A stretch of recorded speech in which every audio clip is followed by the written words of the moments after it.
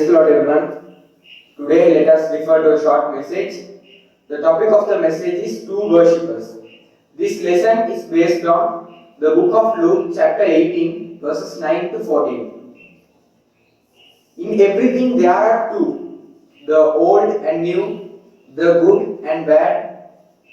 As it is also there, in this lesson also it is given the two worshippers, the good one and the against one. Let us read. There were two publicans who had to go to the temple with other worshippers. There were two public people who had to go to the temple. There were temples, so they had gone to the temple with other worshippers. But soon he drew apart from them as unworthy to unite in their devotion. But soon he drew apart from them as unworthy to unite in their devotions. One felt that he had transgressed against God. Two people went. So in that one felt that he had transgressed against God, not with God, against God, that he was sinful and polluted. Polluted means it always shows a bad thing. So here it shows that he was sinful and polluted. He could not expect even pity from around those was around him. He could not expect even pity. The simple thing, pity. So he could not expect pity from those around him. He knew that he had no merit to command him to God. He knew that he had no merit to command him to God. And in utter self-despair he cried, not aloudly, utter self-despair, he cried, God, be merciful to me, a sinner. He cried utterly, God, be merciful unto me, a sinner. That person's desire was for pardon and peace. He did not come and ask something else. He came to the temple with other people as usual. He felt that he was transgressed against God and was sinful and pity. He knew that he had no merit to commend against God. So not loudly, he utterly said that God, be merciful unto me, a sinner. He shows that in that place that he is a sinner. His only desire was for pardon and peace, not for any other things. He thought himself able to withstand temptation, but in a few short hours the test came, and with cursing and swearing he denied his Lord. He thought himself able to withstand temptation. He thought himself able to withstand temptation. His only desire was for pardon and peace.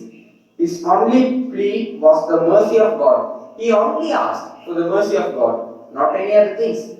He only asked mercy from God. And he was blessed. God blessed him. At that time, at the same time, God blessed him. Christ told, I tell you, this man went down to his house justified rather than the other.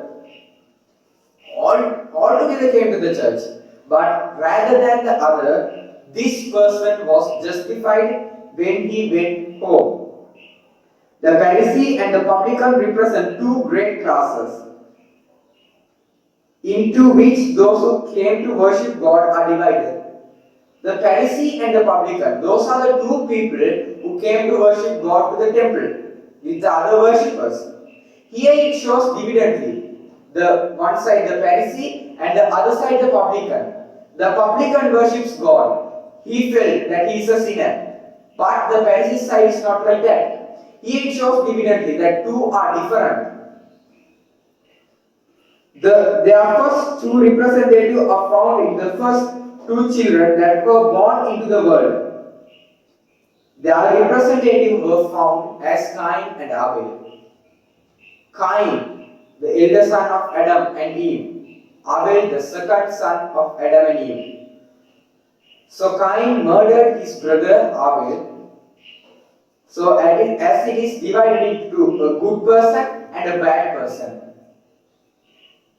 So as another one also divided in that place as the truth and the lie. It is always divided in every place. It evidently shows that truth and the lie. So as they are, the representatives are shown here. Cain and Abel, the Pharisee and the publican, good and new. For each of the classes represented by the Pharisee and the publican, there is a lesson in the history of the Gospel Peter. So, for the classes of represented by Pharisee, the classes which are represented by Pharisee, there is a lesson in the history of the Apostle Peter, the disciple of Jesus, the person 12 of 1. He was among the disciples, the Peter. In his early discipleship, Peter thought himself strong. In his early discipleship, Peter, Jesus' disciple, he thought that he was strong. Like the Pharisee, in his own estimation, he was not as other men are. Like the Pharisee, in his estimation, he was not as the other men are. When Christ, on the eve of his betrayal, forewarned his disciple, all ye shall be offended because of me this night. He tells, all ye of me shall offended in this night. When the crowning of the cock reminded him of the words of Christ, surprised and shocked at what he had done, just turned and looked at his master.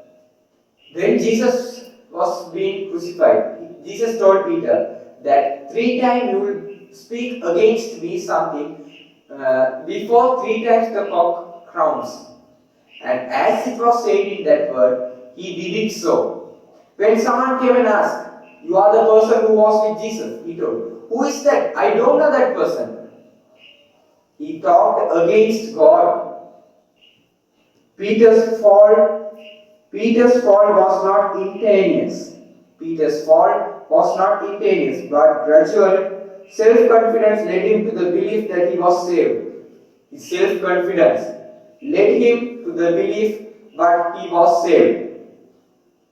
Those who accept the Savior, however, cease their conversation, should never be taught to say or feel that they are saved. Those who accept the Savior will surely be saved. They won't be left. They will be saved, given mercy, given plea, and God will take them to higher place.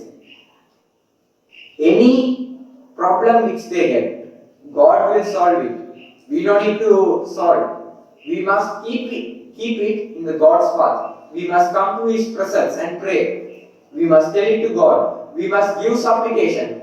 And as like that, God will solve our problems. So this is the lesson for today. And thank you for listening. May God bless you all. Thank you. Amen.